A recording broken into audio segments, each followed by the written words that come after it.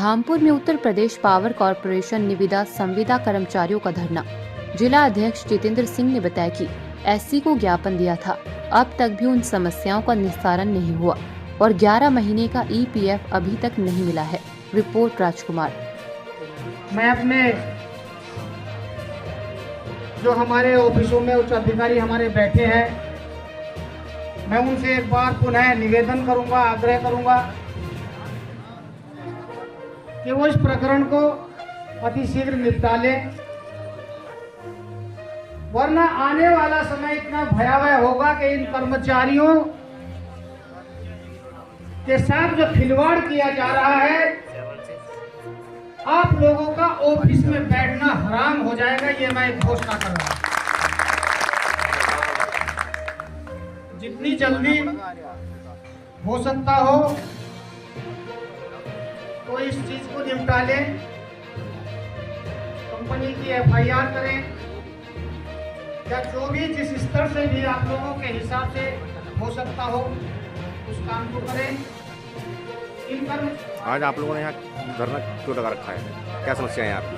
आज हमने धरना यहाँ इसलिए लगाया कि इन संविदा कर्मचारियों का उत्पीड़न, आर्थिक शोषण और मानसिक शोषण चरम सीमा से ऊपर हो गया। इनकी सुनने वाला कोई नहीं। कंपनी के पास जाते हैं तो अधिकारी करेंगे और अधिकारी के पास जाते हैं तो तुम्हारी कंपनी है, जबकि काम हमारा हमसे अधिकारी लेते हैं और कंपनी के हाथों हमें बेच दिया। जिसने हमें बेचा वो हमारी सुनने वाला नहीं और जिसने हमें खरीदा वो हमारी सुनने वाला नहीं। मैं मान्यवर पत्रकार बंधुओं से अपनी बात को समाज के कोने कोने में पहुंचाना चाहता हूं और जो शासन में ईमानदार अधिकारी कर्मचारी हैं उन तक अपनी वार्ता को पहुंचाना चाहता हूं, ताकि इन संविदा कर्मचारियों का उत्पीड़न होने से बचा जा सके और इन पर जो शोषण और समय का दबाव डालकर जो काम लिया जाता है कि इनके कोई समय सीमा है। हमने 20/12/2025 को एक नोटिस दिया था, उसका फिर पुनः नोटिस दिया 8/1/2026 को।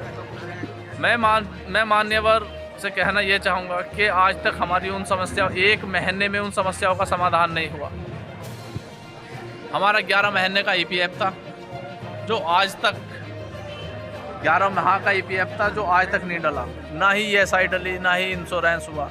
अगर हमारे किसी संविदा कर्मचारी के साथ दुर्घटना हो जाए या कंपनी हमारा पैसा लेकर भाग जाए तो हम किससे पैसा मांगेंगे?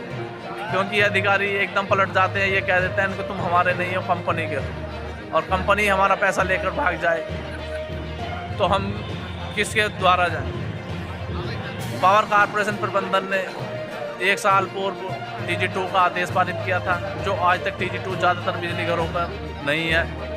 उनको इन संविदा कर्मचारी ड्यूटी के माध्यम से ये 30-31 दिन ड्यूटी करते हैं महीने के और 26 दिन का इनको वेतन मिलता है। कुशल कर्मचारियों से ज़बरदस्ती डरा धमका के काम किया जाता है, जो कि दुर्घटना का शिकार होते हैं। और इन संविदा कर्मचारियों का शोषण इतना चरम सीमा पर है, कोई समय का नहीं पता। सुबह के 6 बजे से रात के 12 बज जाए, इनके कोई टाइम का नहीं पता। और जब भी सैलरी डलवानी पड़ती है उससे पहले धरना प्रदर्शन करना पड़ता है जब सैलरी आती है। 11 माह से ईपीएफ नहीं आया, क्या इन अधिकारियों को ये नहीं पता कि इनका ईपीएफ नहीं आया? ईपीएफ का एक नियम है, जब सैलरी डलती है तो पहले चेक जारी होते हैं। जब चेक जारी होते हैं और उसके चालान जमा होते हैं प्रत्येक संविदा कर्मचारी का, तब जाके सैलरी डाली जाती है, वरना सैलरी नहीं आती।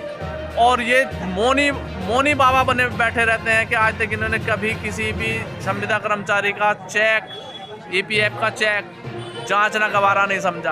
तो मुझे लगता है कि इनकी मिली भगत के द्वारा ये काम चल रहा है, वरना जो सैलरी डाल रहा है, बिल पास करता है, तो वो चेक भी तो चेक करता है उनके कितने पैसे जमा हो गए इनके ईपीएफ के अकाउंट में।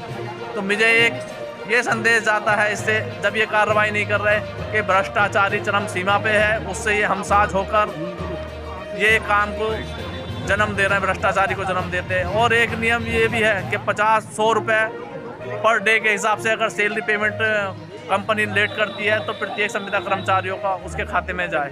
मेरे 50-60 कर्मचारी ऐसे हैं जिनके 5-5, 6-6 महीने से सैलरी नहीं जा रही, जो दुर्घटना का शिकार हो गए, वो अपनी जेब से इलाज करवाने के पश्चात भी उनका जो इलाज में खर्च हुआ है उनको पैसे नहीं मिले और उन्हें डरा धमका के फिर काम से भी निकाल दिया गया।